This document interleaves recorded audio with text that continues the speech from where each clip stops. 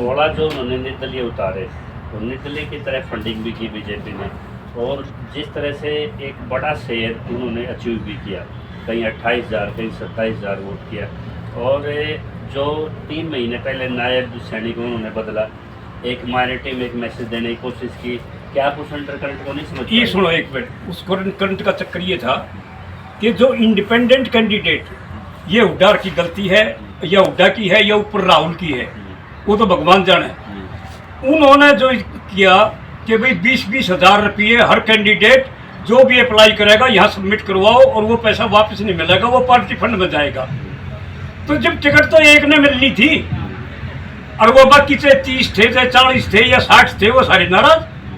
फिर उनमें से जो ये शातिर हैं RSS बीजेपी वाले, इनने छाट लिया भाई इस की जनता जो है ना, इसने के मचाओ ऐसे, इसने टिकट नहीं मिली और उसकी फंडिंग कर दी, फंडिंग में वो आगे। अब वोट देखो पहले आप इस चीज़ की कि जाटों की वोट, हरियाणा में जाट हैं 22.5%, तो 22.5 अगर हमें मुस्लिम जाट और सिख जाट जो हमारा अपना परिवार है, जो हमारा अपना खानदेन है, वोट से 1% कम। एक मिनट सुन लो, नहीं 1% नहीं 0.1% का डिफरेंस था सिर्फ।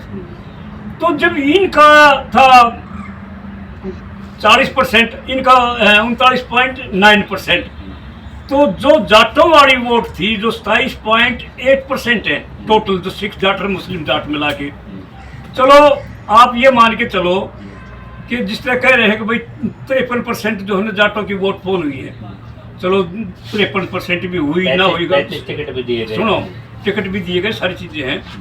तो आप सिर्फ ये मान के चलो कि जाटों को जो वोट आई है वो आई है 12%, 22%, 22.5 में से। बाकी जो 13% जो जाटों की वोट थी वो हमारे इंडिपेंडेंट ले गए, इन पार्टियां ना मिले कि थोड़ा बहुत एक आदिता वाले घसीट ले गए या वह ले गए जाटों की वोट, उनके भी गई से। पर जो ये SC ST BC OBC जो गलत प्रचार कर रहे हैं, ये बाकी वोट जो थी हमारा जो 39% आई है, उसमें से आप 12% घटा दो, 27% वोट कहाँ की आ गई? ये सारी वोट हमारा जो है हरिजनों की, इनकी दलितों की, जो बहुजन की, मूल निवासियों की, इनकी आई है। ये बड़ा क्वेश्चन है, ये एक बड़ा वोट शेयर है जिसको साइलेंट लाभ में दिखाया गया, और लेकिन इन पे कोई प्रतिक्रिया नहीं, प्रतिक्रिया इसलिए नहीं हो रही क्योंकि ये जाट कौन से है हुड्डा, और हुड्डा को कैसे डगाया जाए। अब जो है चंद्र सिंह वाले खत्म हो लिए, वह उनने मजा मिल लिए, देवला वाले थे वह उनने मजा मिल लिए, उनका तो छोरा भी, छोरी भी, पोता भी, पोती भी, सारे चुनाव लड़ लो। बाकी हरियाणा में नहीं होना चाहिए। बाकी परिवारवाद हुड्डा का, इनका परिवारवाद नहीं। उन्होंने तो एक दमदमा बना लिया इस चीज का, भाई बदनाम कैसे किया जाए।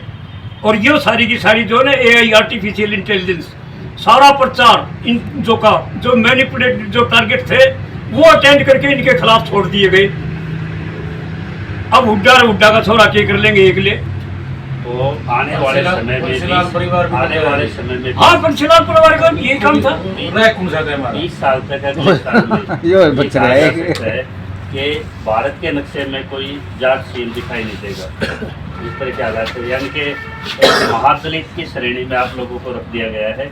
अब SC और ये वोट आपको अलग बांटने की जरूरत नहीं है, क्योंकि आप इस सदी के अब महादलित में प्रवेश कर चुके हो, और जब आप इतना वोट शेयर होके भी आप सीट नहीं निकाल पाए, तो ये हालात हो गया। नहीं, एक मिनट सुनो, सीट तो निकाल ली, सीट तो हमने बता दी कि 5 भी नहीं थी, अगर वोटों के हिसाब से काउंट करोगे तो सारी बीजेपी की। ये तो चुनाव आयोग डिक्लेयर कर रहा है ना, मिलाओ ने पर्ची दिखा, मिलाओ ने गांव के रजिस्टर जिनमें दस्तक कर रखे हैं हर पोलिंग बूथ पे, उन रजिस्टर के हस्ताक्षर मिला दो, आपका बेरा पट जाएगा। अब कितना अगनारी से वोट पोल से, और जो EVM वाली पर्ची उनने मिलान कर लो ने। इन्होंने कुछ नहीं करना, मोनोपोली है, धक्काशाही है।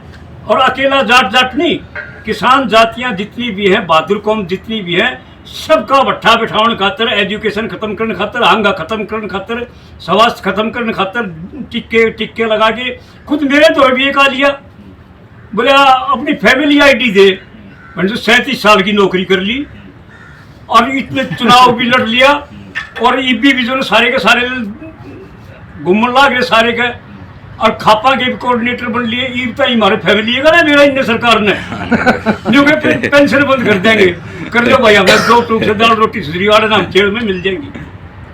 मतलब इस तरह थ्रेट किया जा रहा है। कति दबाया जा रहा है बुरी तरह से, और उस कह के जल्दी बुलडोजर भी घर का नहीं आ जाए, कोई बड़ी कहानी को ना, ये तो धक्का सही चल रही है और कुछ नहीं। पर क्या करेंगे, 2 दिन की जिंदगी रह रही है, समाज के लिए बढ़िया काम करें, समाज के लिए हम करें। जयराम रमेश जी जाते हैं बीच में 2 बजे आपके इलेक्शन कमीशन में, उन्होंने तो वीवीपैट नहीं रखा, रजिस्टर के मिलान वाली बात नहीं रखी, उन्होंने कोई भी इशू नहीं रखा जो आप लोगों ने हाईलाइट किया है। अगर वो पीड़ित होते तो वो इशू उठाते, उन्होंने सिर्फ बैटरी का इशू उठाया। नहीं, जयराम रमेश मैं डेट वाइज अपने फ़ोन से काट के निकाल के दे सकता हूँ। जिस दिन पहले दिन मैंने ये स्टेटमेंट जारी करी है कि भाई जो 5वें राउंड के बाद में यो काम हो लिया, यो डमडमा हो लिया, उसके बाद में जयराम रमेश अगले दिन जाते हैं। और वो जो था वो वर्ल्ड वाइड जो हमारी वो पोस्ट गई है। जयराम रमेश अपनी तरफ से नहीं गया, ये तो अलीबाग और 40 चोर में थे सारे के सारे, इनका सोचा ही ना था। इनने तो राहुल का दबाव घुमा रखा था, उसका राउंड बदल रखा था। राहुल ने सांस नहीं थी, इन फैमिली जैसा, इन बच्चों जैसा, राहुल प्रियंका जैसा मरना तो धरती पे आज तो ईमानदार कोई लग गया नहीं। आज की घड़ी तो, आज तो हम यहाँ बैठे दीन बंधु चौरी छोटलाभ की तरफ, ये तो देख कैमरे ने देखा भाई, आज यहाँ बैठे हैं। अगर आज के दिन यहाँ ये हाजिर होते ने तो ये पब्लिक, ये आरएसएस बीजेपी वाला इतना बदनाम करते हैं कि हद से ज्यादा, इनको उगलने नहीं दे रहे। और अब भी वही साजिश है कि भाई इस कुटुंब का कोई आदमी, इस कौम का कोई आदमी, किसान मजदूर का जो ये सब छत्तीस बिरादरी का आदमी था, अब इनको कैसे बदनाम करे। आपने कहा न्यायपालिका ने भी अपनी भूमिका कर दी, जब ऑटोनोमस बॉडी इलेक्शन करा रही तो न्याय की कहाँ गुंजाइश थी? नहीं, न्याय तो खत्म हो लिया जब चुनाव आयोग का अध्यक्ष ही अपना आप के घर की वही काका लखड़ियां, आजा भाई तू चुनाव आयोग, तो किस पर भरोसा किया जाएगा? अक्सर भरोसा तो यह है कि राष्ट्रपति महोदय जो कि मूल निवासी हैं तुरंत बाहर आए, मूक दर्शक ना बने और अपने राष्ट्रपति शासन लगा के मिलिट्री को रूल सौंप दे, और अगला चुनाव जो भी हो, जितना भी हो, मिलिट्री के हाथ में सौंप दे, वो मिलिट्री करवाएगी। बैलेट पेपर से चुनाव हो, इलेक्शन ये ईवीएम मशीन से ना हो।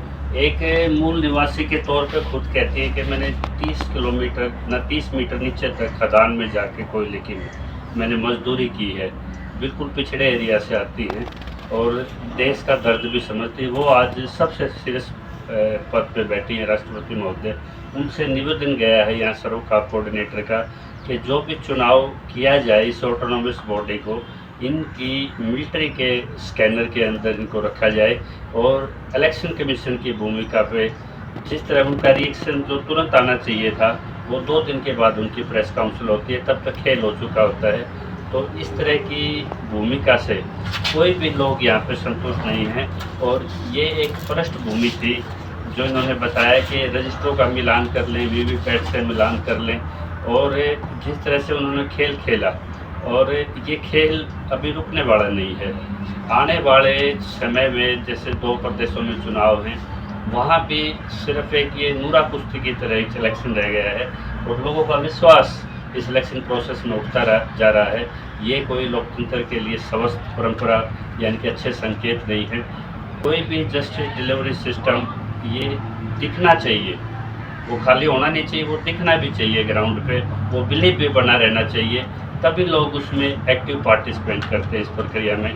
तो इससे जुड़े जो भी आपके सवाल आए, जो वो कमेंट्स बॉक्स में डालिए। एक और चीज़ है, समझिए प्रधान जी, जो मेन चीज़ है कि जो इनका गोल वोल्कर वाली जो वो कहानी थी ना, जो वो किताबें में उनमें जो थी, इनका जो मेन ध्येय है वो ये है कि भारतीय संविधान और लोकतंत्र को नष्ट करना, और जो ये वोट का अधिकार है इसको समाप्त करके रूस, चीन और कोरिया की तरह एक तंत्र शासन।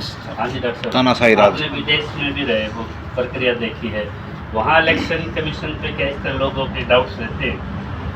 वहाँ जो इलेक्शन कंडक्ट कराए जाते हैं, वहाँ तो घर से बैठ के वोटिंग कर दी जाती है। डाउट तो वहाँ भी क्रिएट किए जाते हैं। ट्रम्प ने पिछली बार बोला था इलेक्शन छीन लिया। हाँ जी, अब दोबारा चुनाव वहाँ पे है, मैंने वोट करना है जाके। हाँ जी, होता है वहाँ भी। ईवीएम यूज होती है वहाँ पे?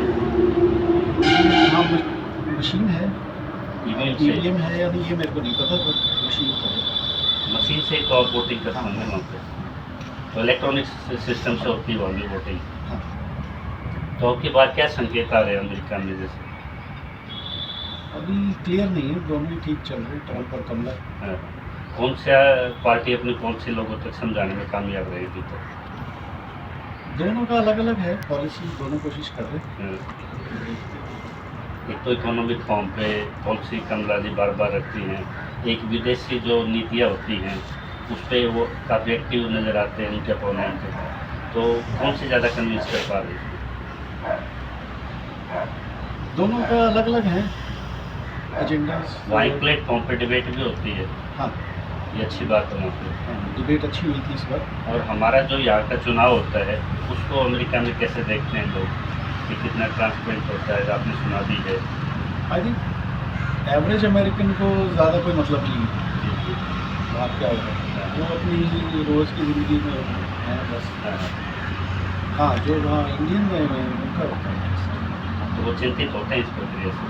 हाँ, क्योंकि वो पढ़े लिखे भी है ना, तो आई थिंक ज़्यादा डीपली समझते हैं, बोलते नहीं होंगे, समझते सब। तो जब इवेंट होती है, मोदी जी जाते हैं वहाँ पे, पूरे स्टेडियम बुक होते हैं, वोटिंग की जाती है, तब वहाँ प्रेस में ऐसे वो NRI भी रखते अपनी बात। उन चीज़ों से मैं तो ज़्यादा जुड़ा नहीं हुआ, बट आई थिंक वो भी पॉलिटिक्स ही है। पॉलिटिक्स। तो इन्होंने भी, हमारे NRI हैं अमेरिका में, उन्होंने भी क्लियर कर दिया कि वहाँ पे लोग चिंतित हैं। तो ये प्रोसेस पे आपके जो भी सवाल हों वो रखिए, वो जुड़े रहिए। इस तरह की नेक्स्ट अपडेट के साथ आपके साथ हाजिर होते हैं। तब तक जय किसान।